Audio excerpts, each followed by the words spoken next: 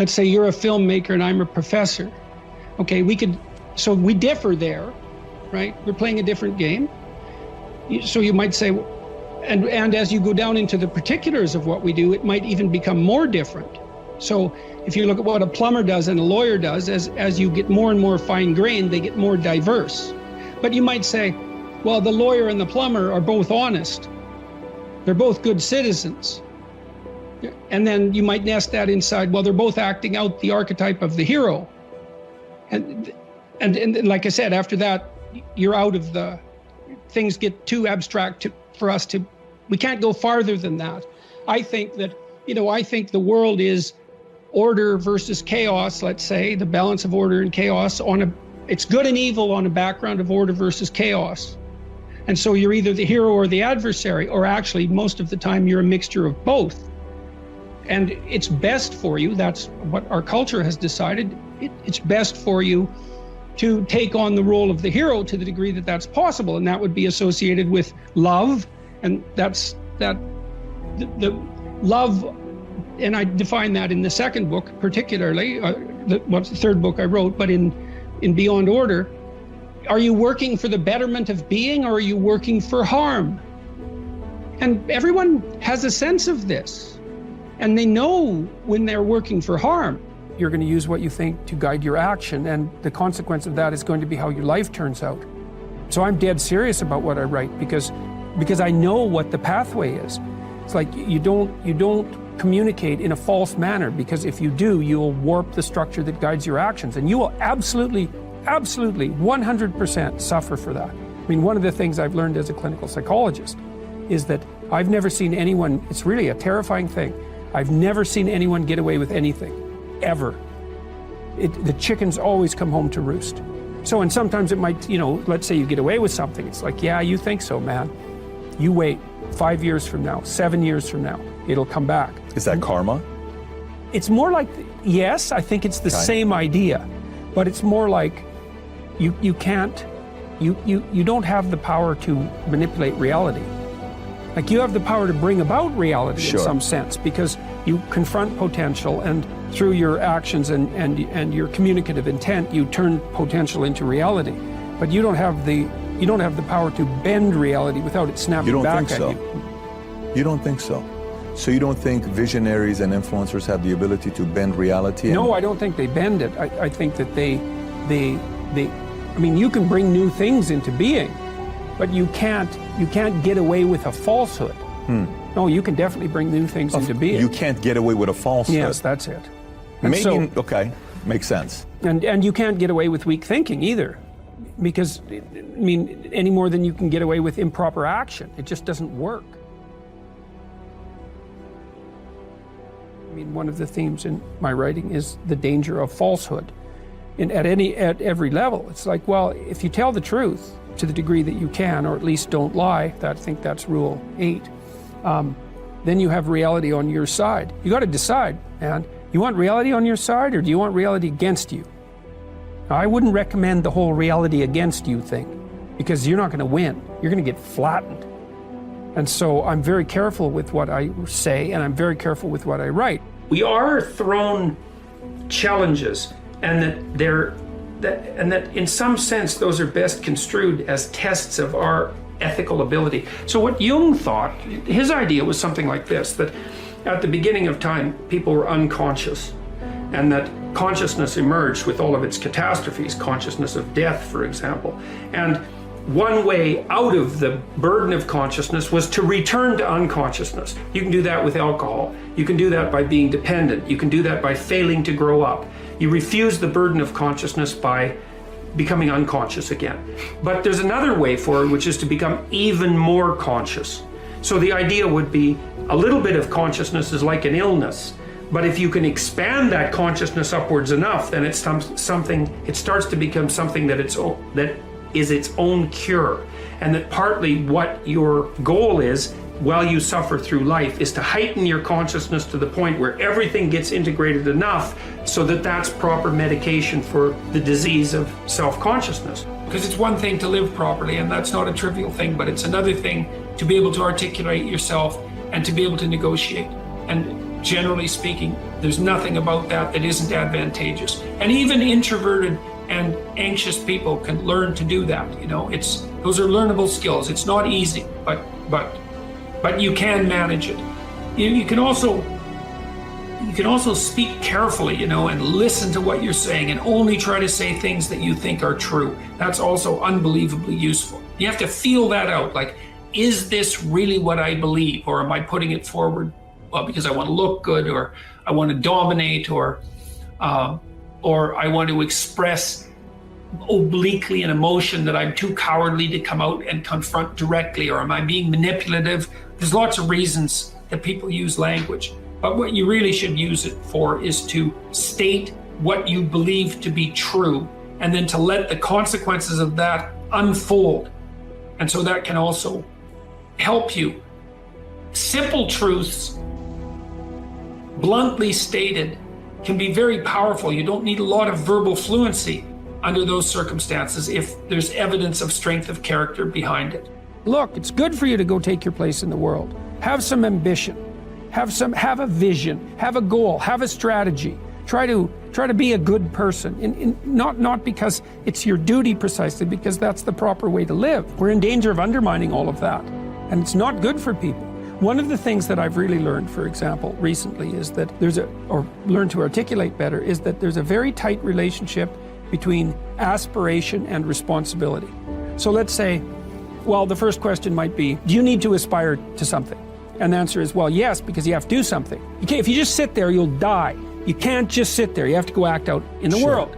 Okay, so act towards what? Well, that's whatever your aspiration is. You have to have an aim. Okay, well, what should the aim be? Well, it should be something worth doing, let's say. Why do something that you don't feel is worth doing? What do you think's worth doing? Well, if you watch other people and you judge when they're doing something worthwhile, you usually judge them positively if you see that they're taking responsibility, at least for themselves. What, do you want to be completely useless so other people have to take care of you? That's pretty pathetic. And maybe you could get your act together so you're taking care of yourself and your family. And maybe you could even do better than that and take care of yourself and your family and your community. There's lots of ways of defying the crowd, let's say. I mean, you could live your life the way that you want to live it. That's a matter of action. And they say actions speak louder than words. And one of the best things you could possibly be is an inspirational example. So that's not nothing. That's something. Live properly in your defiance of the crowd, right? Make your own course. Allow yourself to be guided by your own genuine principles. You don't necessarily have to advertise that, which is in some sense what you're doing when you're debating, because you're taking the manner in which you act, like if you're an integrated person and you're articulating that. But maybe you can't do that because you don't have the verbal skills. Well, then the question would be, maybe you should develop some more verbal skills. I don't know this for sure, Dave, but generally it's useful. How do you do that? Doesn't hurt to read.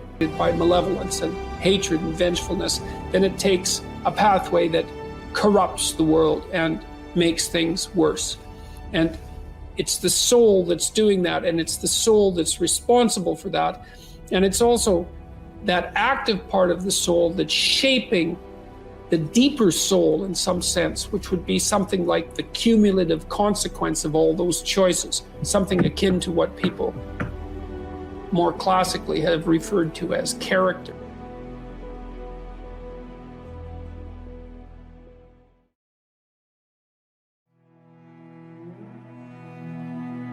Doesn't have meaning without aspiration or an aim. Okay, so you need a hierarchy of values. There's got to be something at the top. It's got to be something important. If you don't have that, your life doesn't have any meaning. So if you criticize the hierarchy, or even the idea of hierarchy, you destroy the idea of aspiration, and then people have nothing. Well, that's not helpful. People are built for a struggle, and they're built for a weight, and you want to take on a heavy burden voluntarily. See if you can put yourself together. See what you can do out in the world while you're waiting to die. It's an all-in game. It better be worthwhile. And so there's a tight relationship between responsibility and aspiration and hierarchy. And when you criticize those things, you get rid of the aspiration. You need a meaning to sustain you through the vicissitudes of life. Okay, well, try to debate that. It's like, is life painful? Yes. Is it anxiety provoking? Yes. Is it uncertain? Yes. Is it painful beyond bearing sometimes? Yes. It's difficult. Everyone agrees about that. Now, they might disagree about how difficult, but that doesn't matter. That the central point holds. Okay. What if you think that's all pointless? Well, that doesn't seem very helpful. Okay, so you need a sustaining meaning. Well, where do you find that? Well, you generally find it in responsibility to yourself and to other people. Something that I learned, for example, from Jean Piaget, he called that an equilibrated state. And an equilibrated state is like a game that everyone wants to play. And so if you set your household up properly, then it's a game that everybody is participating in voluntarily. And that's going to be predicated on the desire for peace and the willingness to speak truth and the ability to take responsibility. So that has to be part of your higher order moral aim. And then when you're having a difficult discussion with someone, the discussion is going to be affected by that higher order moral aim. It's not going to be contaminated to the same degree by your desire to inflict pain and attain victory and, crush your opponent and punish them for their previous sins and indicate your disappointment in things they've done over the years and all of that. As the negative emotion ramps up in intensity, the amount of time that you construe as manageable shrinks. And if you're extremely depressed and anxious, then, you may be struggling to get through the day. And then you need a map of what is going to constitute a minimally acceptable day. And that might be one where you've done what you need so that when you wake up tomorrow, things aren't worse, right? You have to keep up with your obligations and your duties at least enough so that you're not degenerating downhill. One of the things I learned really a lot from reading Russian neuropsychology, strangely enough, the Russians had great neuropsychologists, was that the sense of meaning, the sense of engagement that characterizes life when life is progressing in the manner that you would like it to progress is actually an instinct. It's not a cognitive phenomenon. It's not a second-order consequence of thought. It's way deeper than that. It's an extraordinarily profound instinct. And so that's really worth thinking about, assuming, as you might, that we're adapted creatures and that our instincts guide us in the world so that we can survive and so that we can reproduce and so that we can exist over long periods of time. The fact that an instinct of that depth exists and that it's associated with the sense of vital engagement in being, let's say, is a good indication, as good an indication as there is, that there's something truly real about it. And I would say that might even be more important than the knowledge of the role that the serotonin system plays in adjudicating hierarchical position. Because we tend to think of meaning as something that people create as a secondary consequence through thinking or through philosophy or something like that. And when we think that, it's easy to criticize it. It's easy to become cynical about it. It's easy to lose faith in it.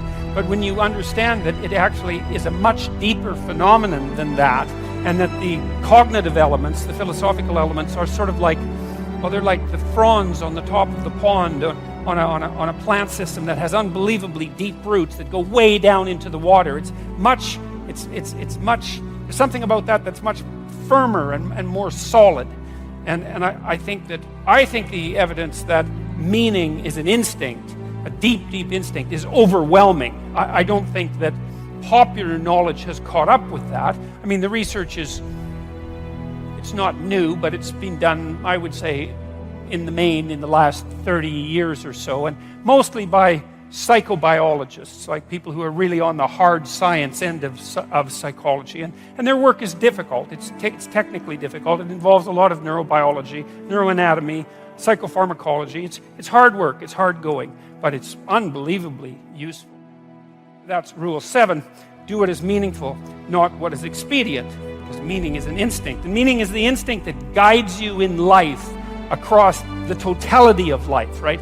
What's expedient that's what you might want to do right now in an impulsive sense, right? Because you're driven forward by, anger or anxiety or frustration or disappointment or despair, some sort of one-eyed motivational monster that's got you in its grip that really isn't considering everything at once, right? Like considering your life tomorrow or your life next week or your family's life or maybe even your well-being half an hour from now, because you lash out in anger, and people do that. It's understandable. Sometimes it's even necessary, but it's not wise generally. And the instinct for meaning seems to be a consequence of the integration of all of those underlying motivations and emotions with social being, and then the manifestation of something like the proper pathway forward. And you need that because you need to know how to move forward in life, because you need to move forward in life. You need to act in life. And the other thing that's, I suppose, part and parcel of, let's say, 12 rules for life is the insistence upon action as of primary import. We're not fundamentally creatures who passively perceive the objective world. That's not the goal of our perceptual systems. It's not the goal of our memory. The reason that you have memories isn't to remember the past. The reason you have memories is so that if something bad happened to you in the past, you can figure out what it was that was bad, and you can figure out why it happened, and then you can not do it again in the future, right? It's very practical. And it's the same on the positive end of the spectrum. If good things happened to you in the past, then conceivably duplicating whatever you did to get those good things to happen could have them happen again in the future. So it's practical memory, and it's oriented towards action, and it's oriented towards like the quality of your life. If you could recommend one book to everybody, and you can't say your own 12 rules for life, which one would you? Man's Search for Meaning is pretty good, Viktor Frankl. Man's Search for Meaning. Okay. Yeah, it's good. It's not very long. It's pretty accessible. It's deep. It's fundamentally accurate, I would say. It's a profound book, and everyone can read it, I think. So. What is it about? The person who wrote it, Viktor Frankl, was a psychiatrist who spent time in Auschwitz. Mm-hmm. And so it's a discussion about totalitarianism and meaning and personal responsibility. And it's brilliant. Very profound, meaningful, serious, uplifting book, even though it's very, very dark. It's a great book. It's been a best-selling book for decades because of that.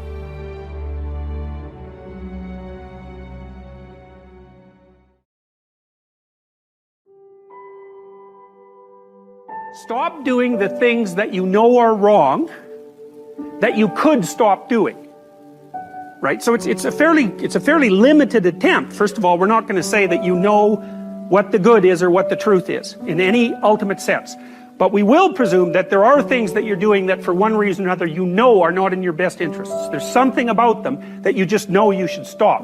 They're kind of self-evident to you. Other things you're going to be doubtful about. You're not going to know which way is up and which way is down. But there are things that you're doing that you know you shouldn't do. Now, some of those you won't stop doing for whatever reason. You don't have the discipline, or maybe there's a secondary payoff, or you don't believe it's necessary, or it's too much of a sacrifice, or you're angry or resentful or afraid. Who knows? So forget about those for now. But there's another subset that you could stop doing. It might be a little thing. Well, that's fine. Stop doing it and see what happens. And what'll happen is your vision will clear a little bit. And then something else will pop up in your field of apprehension that you will also know you should stop doing, and that you could stop doing, because you strengthened yourself a bit by stopping doing the particular stupid thing that you were doing before. That just puts you together a little bit more. And you could do that repeatedly for an indefinite period of time. And you know, that doesn't necessarily mean that you're going to ever be able to formulate a clear and final picture of what constitutes the truth and the good. But it does mean that you'll be able to continually move away from what's untruth and what's bad. And you know, that's not a bad start. Make a damn schedule and stick to it. Okay, so what's the rule with the schedule? It's not a bloody prison. That's the first thing that people do wrong. They say, well, I don't like to follow a schedule. It's like, well, what kind of schedule are you setting up? Well, I have to do this, then I have to do this, then I have to do this, you know, and then I just go play video games, because who wants to do all these things that I have to do? It's like, wrong. Set the damn schedule up so that you have the day you want. That's the trick. It's like, okay, I've got tomorrow. If I was going to set it up so it was the best possible day I could have, practically speaking, what would it look like? Well, then you schedule that, and obviously there's a bit of responsibility that's going to go along with that, because if you have any sense, one of the things that you're going to insist upon is that at the end of the day, you're not in worse shape than you were than at the beginning of the day, right? Because that's a stupid day. If you have a bunch of those in a row, you just dig, you know, you dig yourself a hole and then you bury yourself in it. It's like, sorry, that's just not a good strategy. It's a bad strategy. So maybe 20% of your day has to be responsibility and obligation, or maybe it's more than that, depending on how far behind you are. But even that, you can ask yourself, okay, well, I've got these responsibilities. I have to schedule the damn things in. What's the right ratio of responsibility to reward? And you can ask yourself that, just like you'd negotiate with someone who is working for you. You don't have to necessarily have done anything wrong for things to get completely out of control.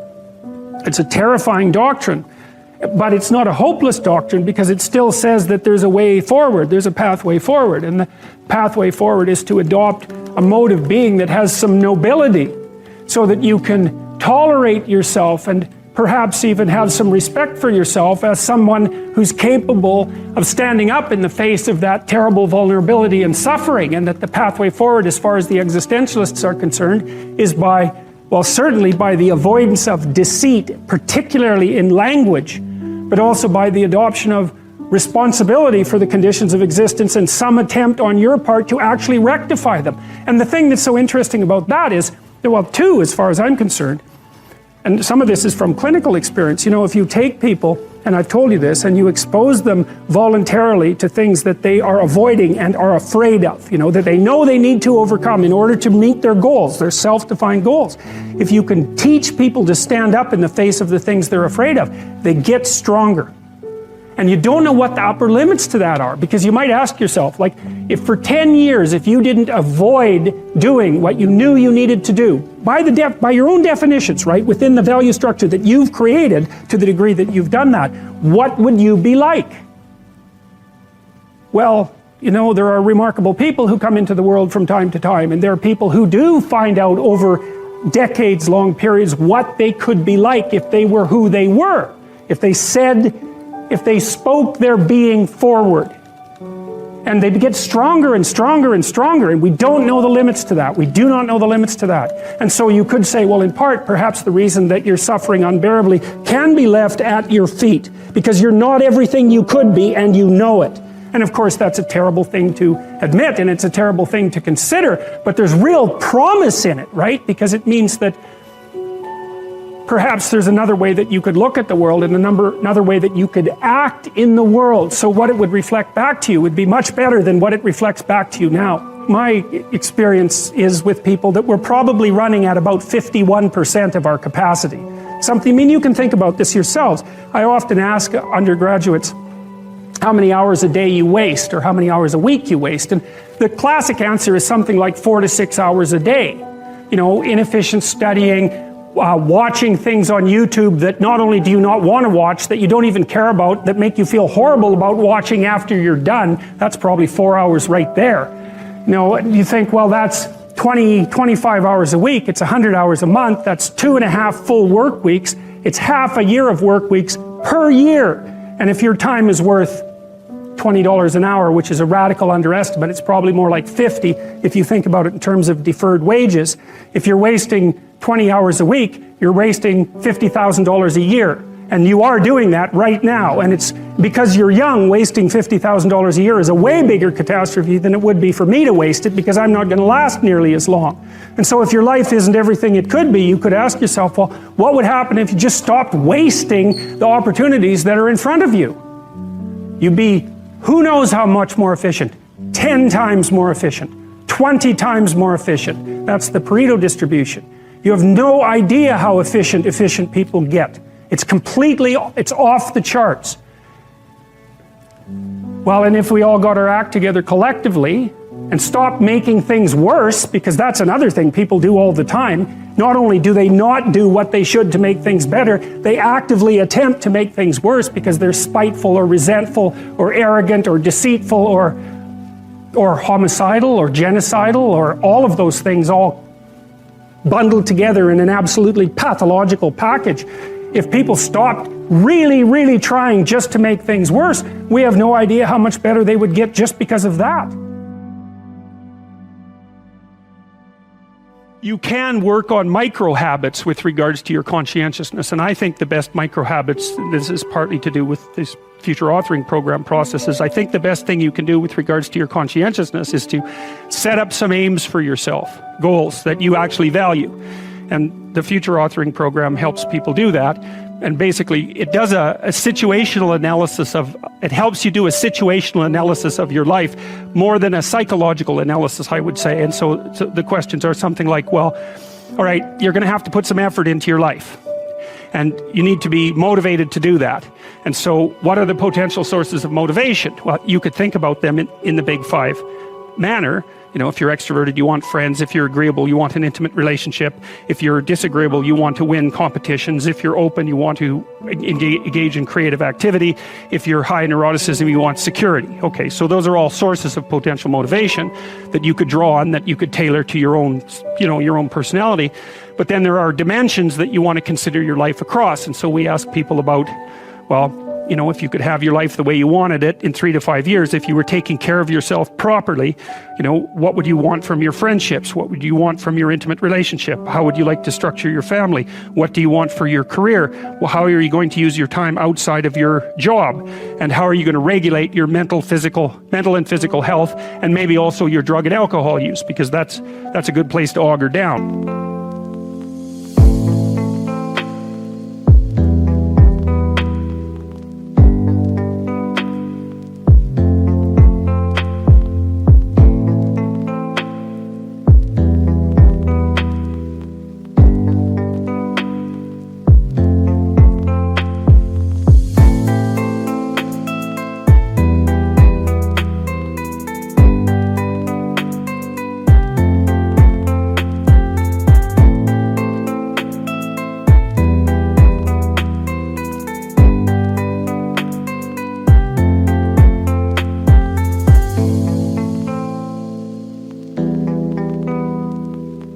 You know, because alcoholism, for example, wipes out, you know, 5 to 10% of people. So you want to keep that under control.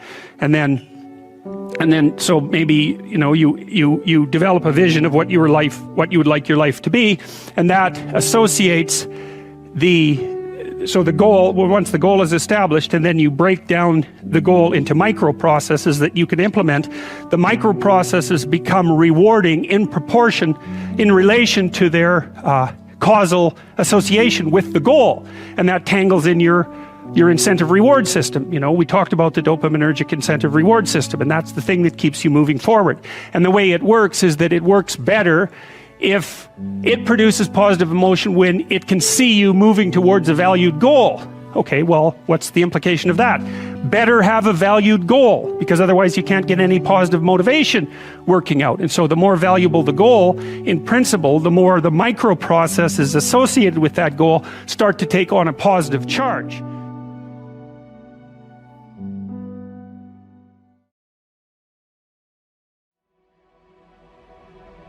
We have real problems, and so life is actually difficult, independent of psychological foolishness, let's say, independent of the obstacles that we put in our own path. It's life already is challenging. It's already fatally challenging, right? Life is the ultimate challenge. We will die. Yes. And, so there is a challenge. Yeah. Yes. Well, uncertainty, fear, pain, all those. Yes, things, yeah. Everything that goes along with suffering is a challenge, and it's the full challenge, because it takes everything you have. And so part of the reason we disagree is because there are complex problems to solve, and then we also disagree because we're willfully blind, and because we're more ignorant than we should be, and we're not everything we should be, and we tilt towards malevolence from time to time, and we betray each other and ourselves, and so we take a bad lot in many ways and make it worse. Now, not always, obviously, and we don't have to, but that's sort of the baseline that we're working against. I think people are most disappointed in life when they're disappointed in themselves. You know, they see that they've made things worse than they had to be, even though the baseline can be pretty brutal. So, yeah, and so the book and all my lectures, I suppose, are put forward in an attempt to take the high-level philosophical abstractions and to make them into something that's actionable. And to take the next best action in your life to improve your life, so we don't have to suffer as much. Well, and hopefully also so that people around you don't have to either. So one of the things I've been talking to my audiences about is the relationship between responsibility and meaning, which is, what would you say, it's a constant refrain in the book. It's one of its underlying messages, let's say, or themes is a better way of thinking about it. You know, if you start with the presumption that there's a baseline of suffering in life and that can be exaggerated as a consequence of human failing, as a consequence of malevolence and betrayal and self-betrayal and deceit and all those things that we do to each other and ourselves that we know that aren't good, that amplifies the suffering. That's sort of the baseline against which you have to work. And it's contemplation of that often that makes people hopeless and depressed and anxious and overwhelmed and all of that, and they have the reasons. But you need something to put up against that. And what you put up against that is meaning. Meaning is actually the instinct that helps you guide yourself through that catastrophe. And most of that meaning is to be found in the adoption of responsibility. So if you think, for example, if you think about the people that you admire, well, you think about when you have a clear conscience first, because that's a good thing to aim at, which is something different than happiness, right? A clear conscience is different than happiness. That's better. Yeah. That's you're not better. Like guilting yourself. You're not feeling bad about yourself. That's right. You feel that you've justified your existence, right? And so you're not waking up at 3 a.m. in a cold sweat thinking about all the terrible things that you've involved yourself in. What you said to someone that you shouldn't have said, or how you acted, or lied, or what or opportunity you lost, or the things that you've let go that you should have capitalized on, and all of that. And so, if you think about the times when you're at peace with yourself with regards to how you're conducting yourself in the world, it's almost always conditions under which you've adopted responsibility, right? At least the most guilt I think that you can experience perhaps is the sure knowledge that you're not even taking care of yourself, so that you're leaving that responsibility to other people, because that's pretty pathetic. And unless you're psychopathic and you're living a parasitical life, and that characterizes a very small minority of people, and an even smaller minority think that's justifiable. But most of the time you're in guilt and shame because you're not only are you not taking care of yourself, let's say, so someone else has to, but you're not living up to your full potential. You suffer even more when you don't take care of yourself, or take the best actions, or do the work that you know you can do, and you rely on someone else to support you financially, emotionally, physically, whatever, home, whatever it may be. Yeah, well, because you're not only not being what you could be, you're interfering with someone else being what they could be, right? So you're not only a void, you're a drain. Right. Jesus, that's a catastrophe. But we usually don't even know it when we're in that situation, because we're in a depressed state, or we don't want to see it. You wake up at 3 a.m. and and then you think of the people that you admire yourself, or perhaps you can at least live with yourself when you're taking responsibility, at least for yourself. And so that settles your conscience. But then if you look at the people that you spontaneously admire, and so the act of spontaneously admiring someone is the manifestation of the instinct for meaning, right? So this is partly why people are so enamored of sports figures, because the sports figures are playing out the drama of attaining the goal, of attaining a certain kind of, let's say, psychological and physical perfection in pursuit of the goal. That's the drama. And to spontaneously admire that is to have that instinct for meaning latch onto something that can be used as a model.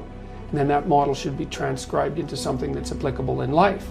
And you really like to see, in an athletic performance, you really like to see someone who's extremely disciplined and in shape do something physically remarkable, and to stretch themselves even beyond their previous exploits, because you really like to see a brilliant move in an athletic match. But you also like to see that person ensconced in a broader moral framework, so that not only are they trying to win and disciplining themselves in pursuit of that victory, and then stretching themselves so they're continually getting better. But they're doing it in a way that helps develop their whole team, and that's good for the sport in general, and that reflects well on the broader culture. They're a great leader on their team, they're positive, they're good sportsmen against the competitors, they're not negative towards the other people, they're lifting them up too. Yeah. Like the ultimate That's right, so that human. That's right, so that they can work for their own improvement in a way that simultaneously works for the improvement of their team and for the sport, and then to the degree that that spills over into the broader culture, so much the better. So that's all being dramatized in an athletic event, and it's not philosophical, it's concrete, right? It's dramatized in the world, and that's what the games represent. And so, and it's partly because, in some sense, life is a game. It is. It is, in that you're always, the analogy is that in life, like in sports, you're setting forth an aim, and then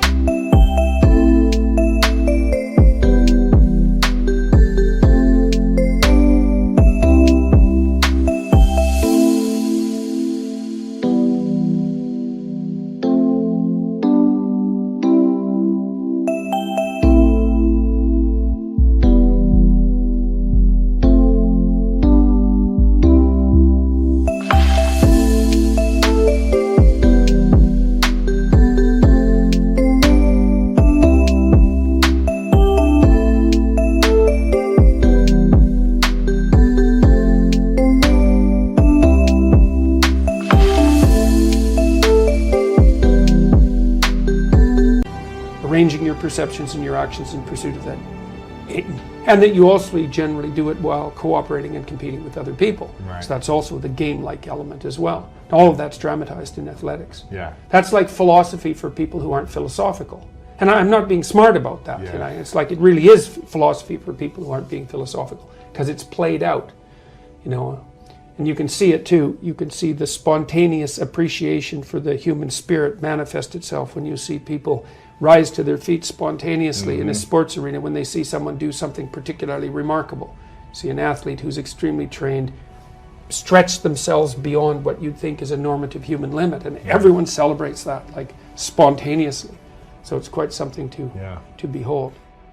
What philosophy is, or even theology for that matter, is an abstract model, like it's laid out in words. Now the problem often is it becomes so abstract that people don't know how to bring it back down to embodiment. Yeah. Yes, whereas something like the drama of a sports event is sort of midway between philosophy and action, right? It's not entirely abstracted because it's not only coded in words, it's acted out. It's visual, you can see an example of what just happened. And you can try to reverse engineer how they did that. Well, yes, exactly. Well, at least the fact that you admire the person means that you might start to try to act like them. Now, it's not easy, and maybe that would mean that you start to disappoint.